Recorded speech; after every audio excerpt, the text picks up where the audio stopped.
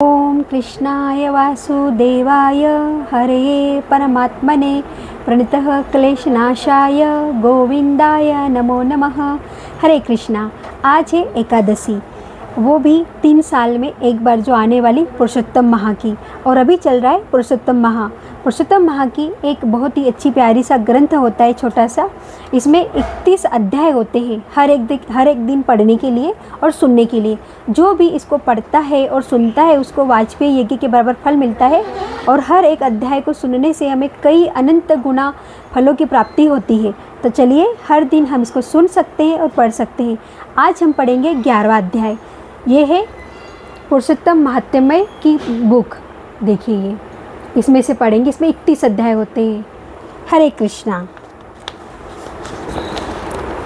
11वां अध्याय में लिखा हुआ है, ऋषि पुत्री का घोर तप तथा शिव का उसे 5 पति होने का वरदान। 11वां अध्याय में एक ऋषि कन्या के बारे में बताया गया है, और वो बहुत आराधना तपस्या तप करती है। तो उसकी तपस्या से प्रसन्न होकर शिव आते हैं और उसे 5 पति होने का आशीर्वाद देते हैं। चलिए देखते हैं कि ऐसा क्यों हुआ। हरे कृष्णा।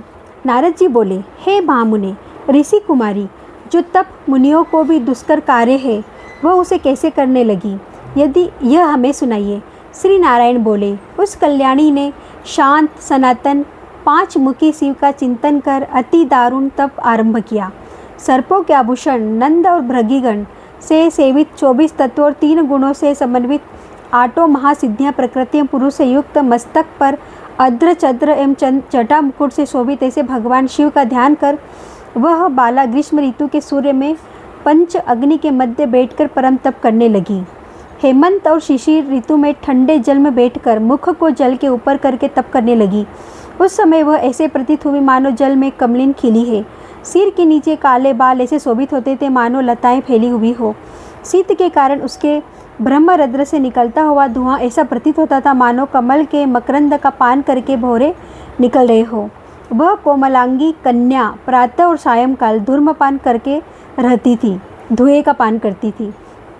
उसका कठोर तप सुनकर इंद्र बड़ा चिंतित हुआ। ऐसे नरप नंदन सब देवताओं को सराहने योग्य ऐसे तप में लगी हुई ऋषि कन्या को 9000 वर्ष बीत गए। 9000 तक उस कन्या ने तप किया। तब पार्वती पति शंकर ने बाला के रूप तप से प्रसन्न हो उसे अपने अगोचर रूप का दर्शन दिया।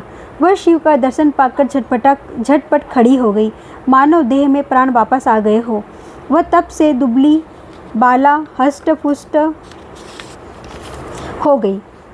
हवा, धूप और वर्षा से पीड़ित वह कन्या शिवजी को अत्यंत प्रिय लगी। तब कन्या ने नम्र से शिवजी को प्रणाम किया। फिर विधि वंदित शंकर की मानसिक उपचारों से पूजा करके बड़ी श्रद्धा भक्ति से स्तुति करने लगी। कन्या बोली, हे पार्वती वल्लभ, हे प्राणनाथ, हे प्रभु, हे भृग, हे भूतेश, हे गिरीश, हे शंभो, हे तम, हे सोम सूर्य और अग्नि रूपी दिव्य त्रिनेत्र वाले मेरे आधार, हे मुंडमालाधारी, आपको नमस्कार है। अनेक तापों से उत्पन्न पीड़ा वाले व्याधि से युक्त इस घोर संसार रूपी सागर में डूबे हुए दुष्ट काल रूपी सर्प की उग्र दाढ़ों से ढसे हुए प्राणी भी आपकी शरण में आकर मुक्त हो जाते हैं। हे विभो, आपने बाणासुर को अपनाया, राजा अलर्क की मरी हुई स्त्री को जीवित किया। हे दयानाथ, हे भूतेश्वर, हे चंडीश्वर, हे भवात्रण, हे मृत्युंजय, हे प्राणनाथ, हे दक्ष यज्ञ के विध्वंसक, हे शत्रुओं के नाशक, अपने भक्तों के जन्म मरण रूप बंधन के नाशक, अवगमन के मिटाने वाले, हे सृष्टिकर्ता, हे प्राणपति, हे पापहरि, आपको नमस्कार है। श्री कृष्ण बोले, हे युधिष्ठिर, मेधावी ऋषि की तपस्विनी पुत्री मन और वाणी से शिवजी की स्तुति कर शांत हो गई। ऋषि पुत्री के महाउग्र तप से युक्त उसकी स्तुति को सुन शिवजी बड़े प्रसन्न होकर बोले, हे तपस्विनी, हे महाभागे, तेरा कल्याण हो। मन इच्छित वर मांग, मैं तुझ पर बहुत प्रसन्न हूँ, चिंता मत कर। हे राजन, मुझे आनंद में मगन हुई कुमारी प्रसन्न हुई। शिव के ऐसे वचन सुनकर बोली, हे दीनानाथ दया सिंधु, यदि आप मेरे ऊपर प्रसन्न है तो मुझे मन इच्छित पति दीजिए। हे प्रभु, देर मत करो। हे महादेव, मुझे पति दो, श्रेष्ठ पति दो, मैं पति मांगती हूँ, इसके अतिरिक्त और कुछ नहीं चाहती। ऐसा कहकर वह चुप हो गई। महादेव जी यह सुनकर मुनि कन्या से बोले, हे मुनि कन्या, तूने जो कहा है वही होगा।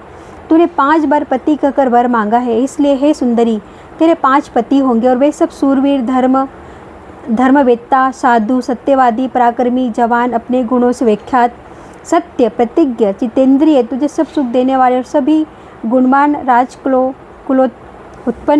उत्पन्न होंगे। श्री कृष्ण बोले। शंकर जी कैसे वचन सुनकर वह कांपते हुए बोली, हे उमाकांत, हे अनीतिपूर्ण वर देकर मेरा संसार में तमाशा न बनाइए, क्योंकि एक स्त्री का एक ही पति होता है। 5 पति वाला कोई स्त्री कहीं भी न देखा है और न सुनी है। हाँ, यह संभव है कि एक पुरुष के 5 स्त्रियां तो हो सकती है। हे संभव, आपकी आराधिका होकर मैं 5 भर्तों वाली कैसे हो सकती हूँ? हे कृपा निधे, ऐसा कहना आपको शोभा नहीं देता। मैं आपकी हूँ, अतः आपकी ही लज्जा आनी चाहिए। कन्या के ऐसे वचन सुनकर शंकर जी फिर उससे बोले, हे भीरु, इस जन्म में तुझको पति सुख नहीं मिलेगा, परंतु तेरे अगले जन्म में जब तू अपने तपोबल से अयोनिजा अग्निकुंड से उत्पन्न होगी, तब तू पति सुख को प्राप्त हो परम पद को पावेगी। तूने मेरे प्रिय स्वरूप दुर्वासा का अपमान किया है। हे सुब्रु, यदि दुर्वासा कुपित हो जाए तो वे तीनों लोगों को भस्म कर दे। तूने अहंकारवश ब्रह्म तेज का तिरस्कार किया है और भगवान के प्रिय पुरुषोत्तम मांस का सेवन नहीं किया, जिसको श्री कृष्ण ने अपना सब ऐश्वर्य सौंपा है। हे बाले, मैं ब्रह्मा से लेकर समस्त देवता और नारद से लेकर जितने तपस्वी लोग हैं, वे सब श्री कृष्ण की आज्ञा का पालन करने वाले हैं। उनकी आज्ञा का उल्लंघन कौन कर सकता है? हे मूढ़ कन्या, दुर्वासा के कहने पर भी लोग पूजित मांस तूने नहीं पूजा। अतः हे द्वितमजे, तेरे 5 पति अवश्य होंगे। पुरुषोत्तम मांस के खंडन करने से अब टल नहीं सकता। जो इस मांस की निंदा करता है वह उसके विपरीत फल पाकर घोर नरक में जाता है। जो मनुष्य पुरुषोत्तम मांस के भक्त हैं, वे पुत्र, पौत्र और धन से संपन्न होकर इस लोक में और परलोक की सिद्धि को प्राप्त करते हैं। हम सब देवता भी पुरुषोत्तम मांस के सेवक हैं, जिसमें पुरुषोत्तम भगवान प्रसन्न होते हैं। ऐसा सेवन करने से योग्य श्रेष्ठ मांस क्यों न पूजे? अत्यंत महान महात्माओं का वचन कैसे मिथ्या हो सकता है? तू ही बता। सदा बोलने वाले मुनियों की वाणी अनुकरणीय है। नीलकंठ महादेव ऐसा कहकर तत्काल अंतर ध्यान हो गए। तब वह बाला अपने झुंड से बिछड़ी हुई मृगी की भांति चकित हो इधर उधर देखती रह गई।